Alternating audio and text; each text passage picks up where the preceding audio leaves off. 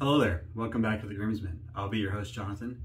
Today I'm using Corinthian Leather by Ariana Evans. This is in the K2E base, which I've talked about extensively on channel. I love it. The K2E base is probably tied for my favorite base, up there with Barrister & Mann's Omnibus. I just love everything about this base. The post-shave, the lather quality, the scent on this particular one is so nice. It's like this really, really nice kind of suede type, like fresh leather, like maybe like not a new car smell, but if you get into like a new car and it's got like all brand new leather seats and all that brand new leather before it's been, you know, tainted by any other scents. It's a really, really clean, nice leather scent. The splash smells almost identical to this. The EDP I found has that really nice leather punch at the beginning. And then some of the woody base notes kind of come out in the dry down. It's really nice too. A little bit smoky. I'm not sure what gives it that kind of smoky scent, but a little bit smoky and woody in the dry down. But it's really nice. Apparently my wife likes it so much that she requested this scent today by name. I was gonna use something else, and then she's like, do that leather one. So we're doing the leather one.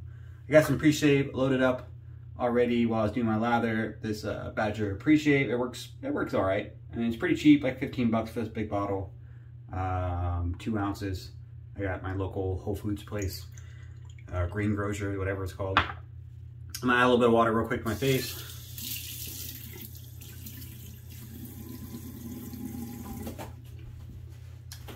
And we're gonna get some lather going on. I got this nice big bowl of really nice, focus on there, look at that, really nice K2E lather. There's a Chisel and Hound Brush.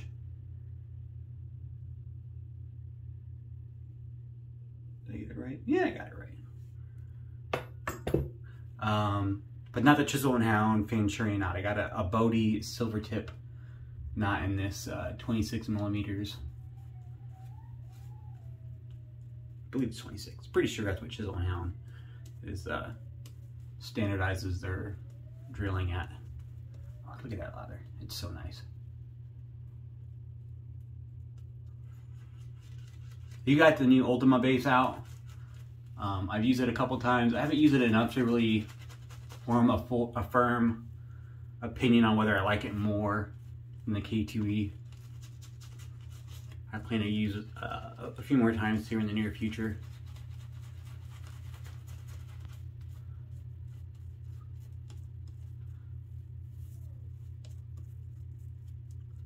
I'm growing the hair back out on the chin. My wife requested that as well. I was thinking about doing it anyways, but she said she kind of missed the look. So I'm growing back out the modified disconnected goatee. Right now it's supposedly just a goatee, and then once it grows out a little longer, I'll trim it up. For the shade today, got the Konsul Deluxe gold version, 24 karat gold by Razor Emporium, fully adjustable. There was a vintage adjustable slant that I didn't know about until not that long ago. I saw something on it, I can't remember what it was called. I don't know if it was a Gibbs, I think it was German made. Anyways, there was an older slant that had, I don't think it was the same, obviously it's not the same adjustment mechanism, but modern adjustable slant. I tend to like these pretty low. They're listed as neutral blade exposure, and I'll see you're changing when you do your adjustments here. You're adjusting the blade gap. So the bar raises down, increases your blade gap so that you can change the angle of your shave a little bit if you want a little bit more bite. Goes up to 6.5, just past the 6. I don't know if you can see that or not. And then it dials all the way down to, at least on mine, just below a 1, not quite a 1.5, but just below 1. We're gonna set it at like 2.5.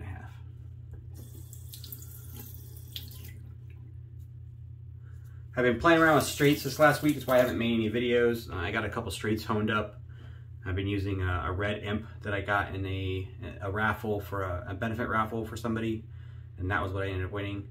And I had it honed up by Robert Burrows, who is a pretty awesome dude.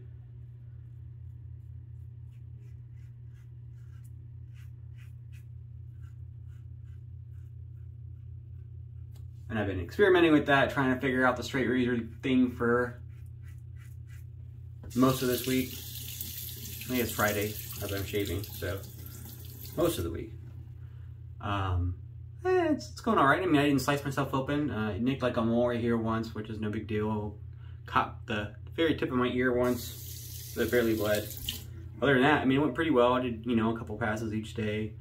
Not quite as efficient as I want. I've been assured that the efficiency will get there as I kind of master the angles, and I should keep at it until I get like, you say like 50 shaves or something is when you start getting proficient at straight razor shaving. But I wanted something a little less. I didn't want to think about a shave today. I just wanted to have a nice shave. Straight razors really require me to slow everything down. This is really smooth. I've had some limited success with the Konsul for I don't know what reason. I really liked it when I first tried it out. I got to try Scott's when he first got one. And then I said I liked it. And I saved up some money to buy something else. I can't remember what. But then I like sold some stuff that I wasn't using, and so I had a bunch of money saved up from that, and then I put it into this. Use a discount code, and worked out pretty well. Then I had some issues, probably just technique. I do have a Schick 7 o'clock. I keep saying Schick every video I do this. I have a Gillette 7 o'clock black label. It's super platinum, it's made in India. I've been using those exclusively for quite a while now, actually. Several weeks. They are my current favorite blade.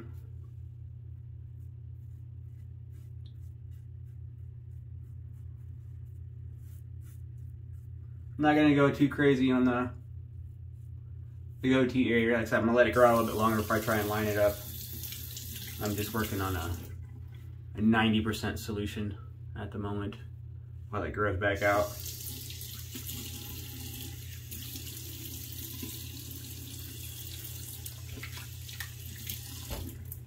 But that was an excellent first pass. So whatever issues I had with the Konsul last time I used it are not present today, at least not so far. Very, very smooth. Still very efficient. I mean, you can kind of tell by how much whisker I still have on my chin. I hadn't shaved in a few days. Did have a little bit of irritation from the last time I used the straight razor shave. I've been doing a couple passes with a straight razor and then cleaning up that shave with a DE. I think the last time I used the Ambassador for my cleanup pass. And I did get a little bit of irritation from the shave, which is not a big deal, but I ended up not shaving for a couple days, and then I was gonna shave yesterday, but I had plumbers out doing some preventative maintenance, getting my water heater flushed, and have my water stuff, plumbing inspected for the house, and making sure everything's copacetic. And I had my AC tuned up, and that took a lot longer than I expected. They came out a little later than I expected. I mean, they were within their 2-hour window, but they were right at the end of it when they got started, so kind of cut my window to get ready for work pretty short. And then I had issues I discovered last night. Well, after they left, my recirculating pump on my water heater started like making the most horrible high-pitched squeal that I'd ever heard. And it continually got worse since I called them, and I was like, hey, you know, they got a 24-hour like service guarantee, whatever, something weird happens after they've been out, they'll take care of it. So I called them and they sent the on-call tech. It was later in the afternoon once he got done with his jobs to swing by, and it took him like literally, I think 2 minutes. He went down there and was like, yep, it's exactly what I thought it was. He's like, that guy, the previous tech who did the water heater flush, he burnt out your recirculating pump. Yeah, I guess when you did the flush, you got to make sure that the water is going back through the line and through the recirculating pump before you actually turn it on. So there's no air in there. If there's air in there, it's not getting cooled down and whatever. It fried it out because there was air in there, I guess. So, fun times. So now they got to order the parts. They're going to put a new one in, update for free, covered under their warranty. So it's kind of cool. I get a new recirculating pump for free. On the other side is You gotta wait for that to get done. Then I found out later after that, when I went upstairs, so my recirculating pump goes upstairs to the furthest point from my water heater, that my sinks upstairs, particularly the sink that I'm using right now, had 0 water pressure.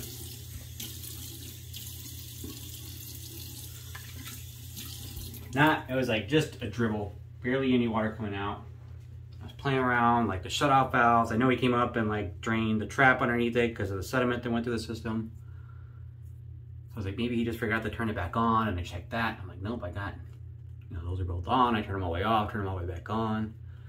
And I went from a little bit of water pressure to nothing, just little drips coming out. I'm like, what the heck? I called them out because I wasn't sure what was going on. And they had to wait, they'll put me on the on-call list because they're already booked up for the day. It's not an emergency.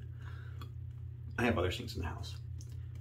But then, right before I was getting ready to start this shave, I had an epiphany. And I pulled out the little filter in your sink, in your faucet head. And I was thinking about how we talked about how there was a lot of sediment from the water heater flush. You got the line and you kind of cleaned it out. I was like, I wonder if all that sediment backed up into my sink. And it did. It was behind that filter. So when I took out that filter, just all this like grit and sand kind of stuff kind of came out. And then my water pressure was just fine. So I called them back, canceled that service call, told them I figured it out. Pretty simple fix. It just didn't occur to me right away.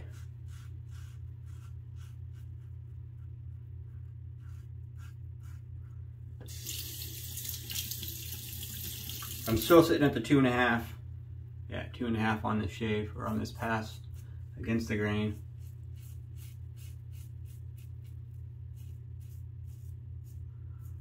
Sometimes I turn the decibels down as the passes go. Sometimes with the ambassador. But more often I just pick a lower setting and just stick with it.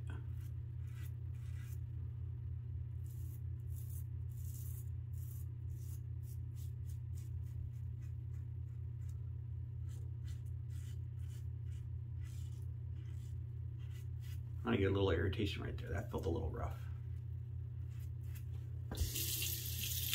It's a first use blade, but I felt a little rough on that pass right there.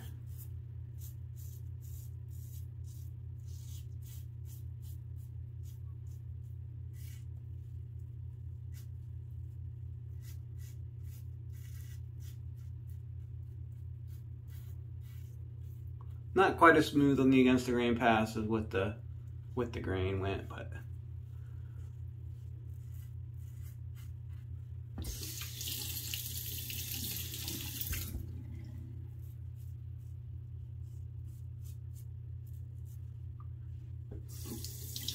maybe I'll tie it down just a little bit and see how that goes. And my hands are all slippery.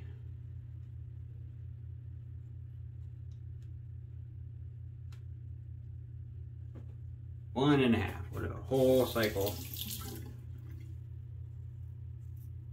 That's a lot smoother.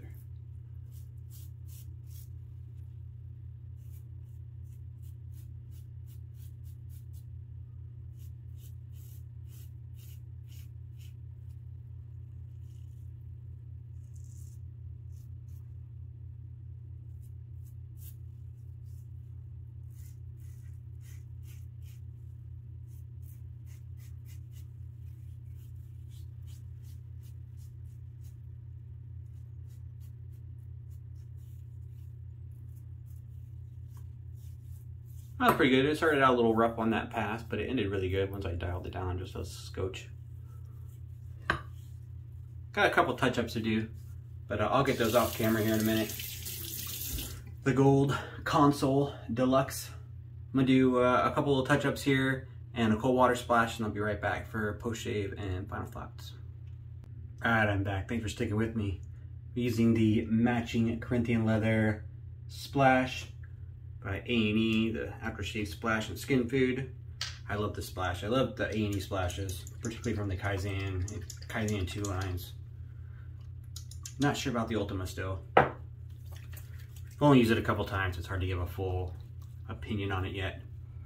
It smells so good. Had a little irritation, getting a little burn.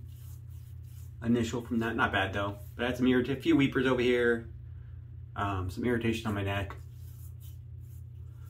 I do get a mild frag burn from this splash, this Corinthian Leather. It's not the Kaizen 2-week splash because I have lots of those and I don't have any issues with any of the other ones. Well, there's probably been a couple, but I don't have any of them anymore. I sold them all off. Oud Diction, which I really like the smell of, but I got frag burn from using that soap. But anyways, before I get all crazy on my sidetracks there, I do get a little bit of mild frag burn from this, but it goes away. So it's like a mild little kind of discomfort, kind of a stinging sensation, and it goes away within like 30 seconds. I got it going on right now. By the time it dries, it's usually all gone. I don't have to wash it off.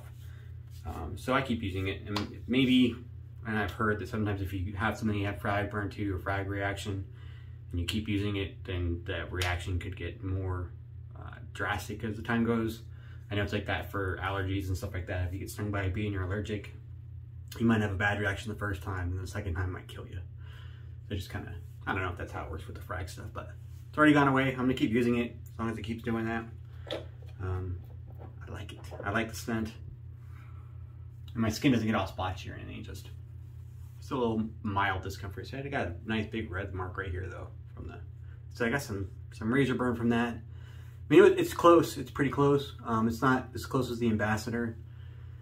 I'm not sure why I can't get a good shave out of this. I remember having really good shaves when I borrowed it from Scott, one of his back in the day when they first came out.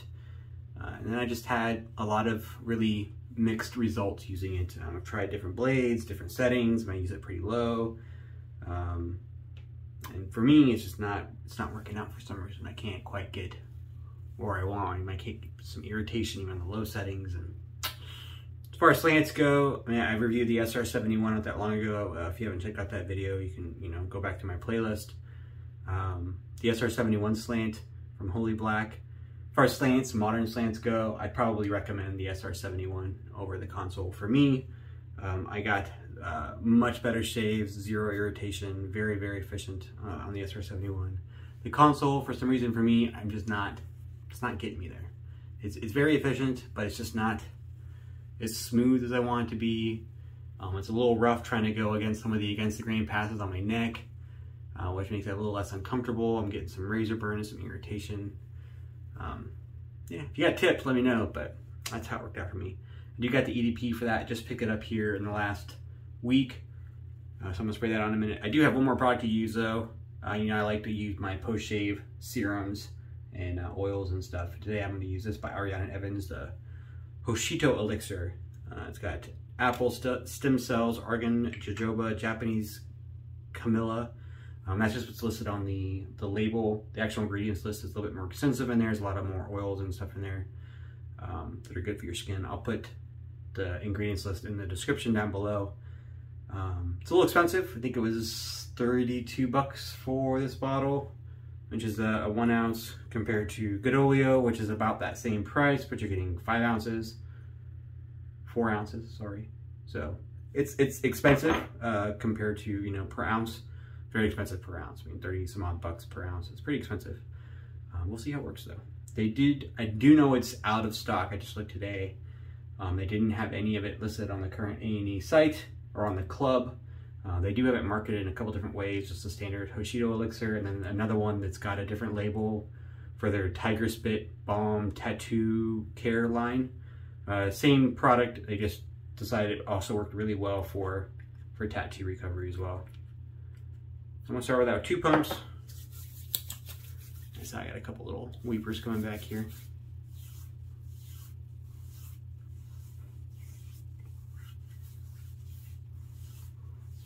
I know Zach said the Good Oleo and the Badger oils that I kind of sent him to try out had kind of an olive oil scent. That kind of woody, at least smells kind of woody to me. This doesn't really have that. I don't think this has any olive oil product. It's pretty mild scented, which is fine. I don't want a really heavily scented post-shave serum or no scent. It's fine for me. I mean, I think it's just the product. I don't think there's any perfume or anything in there. It's just the products themselves. Very light, like slightly sweet scent, and then it just kind of goes away. Initial reactions are, I really like it. Just as hydrating as using the good oleo. Very, very smooth. I'm liking it. My skin likes it and feels great. We'll have to see how it feels in a little bit here. I'll give you guys an update here on a future video. I can determine, you know, if it makes I don't think it'll make my skin oily. I have not had any of those problems using like good oleo or anything, and I don't think I'd have that problem with this product, but I'll let you know on one of my future videos how the day progresses, if it had any issues that came up, you know, an hour later or 2 hours later, whatever. Some of those products can make your skin kind of oily and stuff later on, but I don't think that'll be the case here. Still gotta go a couple, I'll have to clean up those in a little bit. Put some more cold water or something on there. That was a shave. Skin feels great. Still a little bit of irritation, but whatever. It was a good shave. I enjoyed it. I hope you did as well. The Konsul Deluxe and the A&E Corinthian Leather. Probably one of my favorite scents by A&E. Top 5 for sure. Up there with The Novelist. I love that one too. Very nice. Hope you enjoyed it. Hope you like the new products. Expensive, but so far, really nice. I'm going to keep using this. This will be the post-shave product for at least the next 2 weeks while I try to, you know, make a nice firm opinion on it. And I'll keep you updated. I'll let you know.